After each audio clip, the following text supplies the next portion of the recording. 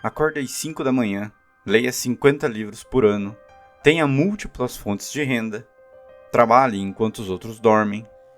Faça tudo isso, ou morra medíocre. Essa é a mensagem repetida exaustivamente por centenas de vídeos de autoajuda e coaches que prometem te transformar num ser humano de alta performance.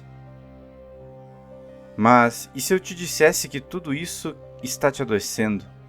Que o modelo de sucesso que te vendem é uma armadilha? Que produtividade, da forma como tem sido ensinada, pode ser exatamente o que te impede de viver bem? A indústria da autoajuda criou um novo tipo de religião, a da performance. E como toda religião, ela tem seus dogmas. Um deles é: se você quiser, você consegue. Mas isso não é sabedoria. É crueldade disfarçada de motivação. O filósofo Byung-Chul Han chama isso de violência neural. O problema hoje não é mais a opressão vinda de fora, é a autoexploração constante que colocamos sobre nós mesmos. E essa autoexploração ganhou formas quase heróicas. Romantizamos a exaustão como se fosse uma virtude.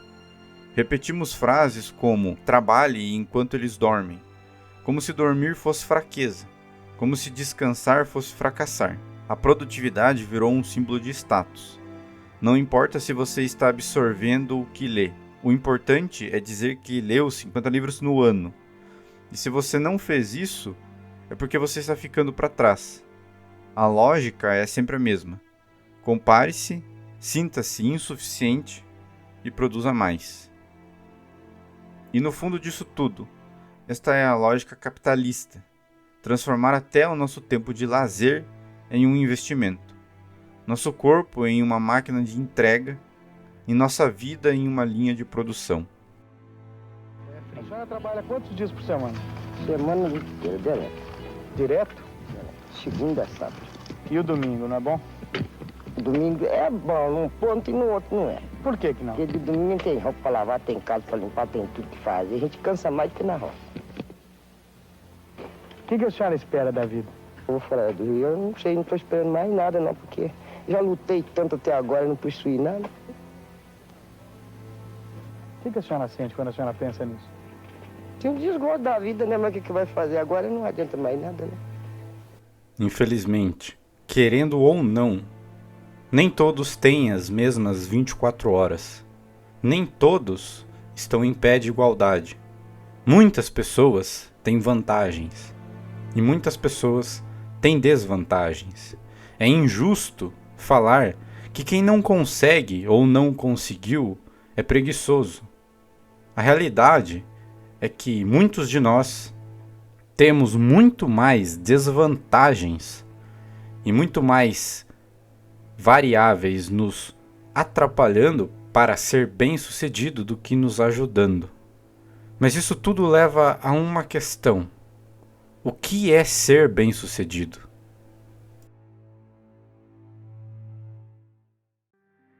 Mas afinal, o que é sucesso? Essa palavra virou um fetiche, mas ninguém para pensar o que realmente ela significa. Sucesso no dicionário é o ato de atingir um resultado. Mulheres, automóvel, mulheres e iate.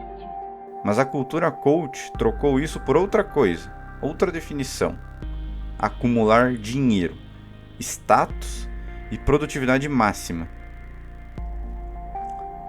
Mas será que isso é ser bem-sucedido? Para os filósofos estoicos, sucesso era viver de acordo com a virtude. Para os existencialistas, era viver com autenticidade. Para Epicuro, era encontrar paz na simplicidade.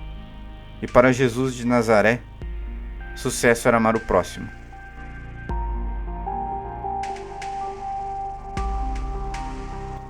Então, quem foi que te convenceu de que sucesso é só resultado financeiro?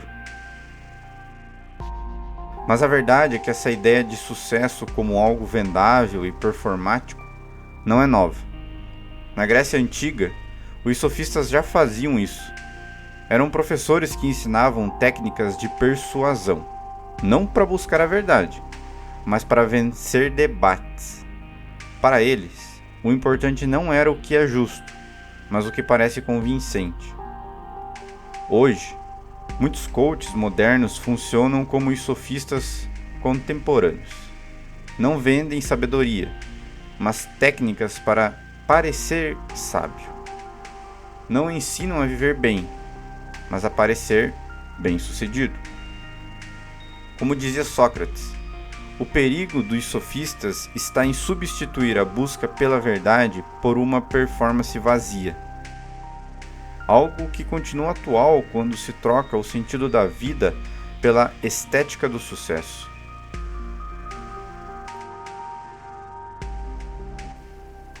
Meu avô paterno morreu aos 28 anos. Ele deixou a minha avó, meu pai e minha tia sozinhos. Meu pai tinha 7 anos e a minha tia tinha apenas 1 ano quando ele morreu. A minha avó criou ambos sozinha, como empregada doméstica. Eu pergunto a vocês, minha avó, por ser pobre, aos 70 e poucos anos, é bem sucedida ou não?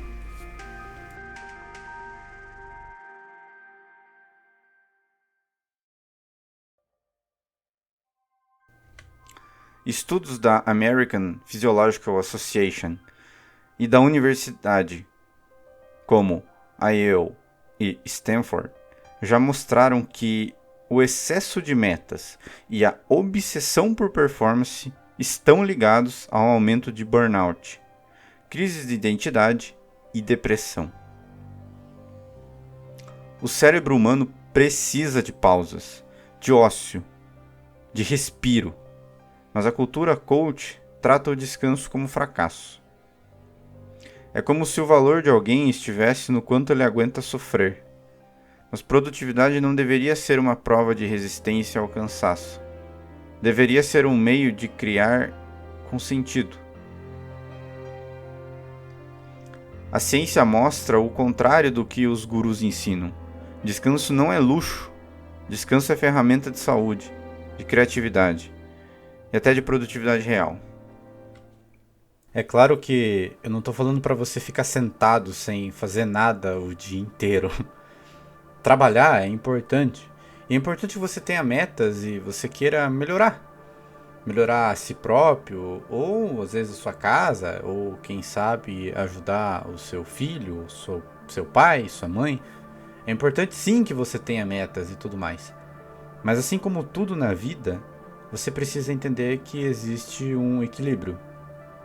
Mas esse equilíbrio, apesar da gente saber que ele existe, que deve ser respeitado, é muito difícil de chegar nele e se manter nele. É muito difícil até de você dizer aonde, muitas vezes, é o ponto de equilíbrio. Mas você precisa se esforçar. Não se cobre demais, mas também não deixe de se cobrar. Mas entenda também que você já conquistou muitas coisas. Você provavelmente é uma pessoa melhor hoje do que era no passado. Provavelmente você já melhorou muito e conquistou muito. Mas você também precisa dar valor a isso. Os outros não vão dar valor a isso. Você precisa dar valor ao que você conquistou. Como eu disse, você precisa ter metas. Mas que essas metas façam sentido para você. Que não sejam metas externas que a sociedade te impõe ou que o sistema te impõe. Metas que sejam verdadeiras, que venham do seu coração, que te façam bem. Bem para você, para a sua família, para aqueles que você gosta. É difícil sair da Matrix. E você na verdade nunca vai sair.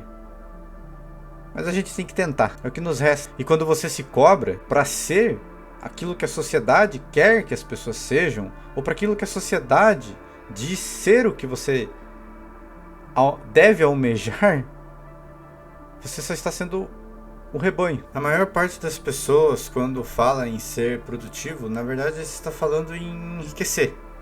Trabalhar mais, estudar mais, fazer 1000 coisas ao mesmo tempo. Tudo isso é visto como virtude. Mas o que está por trás dessa obsessão? O desejo de liberdade? A fuga do CLT? O desejo de não ser mais explorado? Provavelmente é isso, né? Mas, se formos honestos, muitas vezes o que a pessoa quer não é o fim da exploração. É mudar de lado. É se tornar o explorador. Para que alguém seja rico,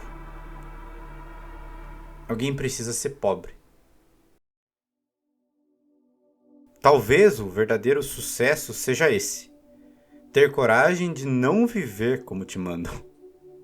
Talvez o verdadeiro ato de rebeldia hoje seja descansar, amar, pensar, respirar sem culpa no mundo que te ensinou a se culpar por existir sem produzir, sem ser rico, sem ser famoso, sem ser shapeado, sem ser popular, sem ser 1 milhão de coisas. O que te vendem como fracasso talvez seja exatamente o caminho para uma vida mais lúcida. E o que chamam de sucesso pode ser só outro nome para servidão. A filosofia serve para isso, não para te dar respostas prontas, mas para te lembrar que você tem o direito de escolher o que é uma vida boa.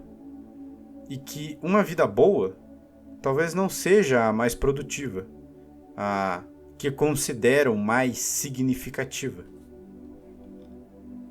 Você não precisa vencer o jogo. Você pode mudar o jogo.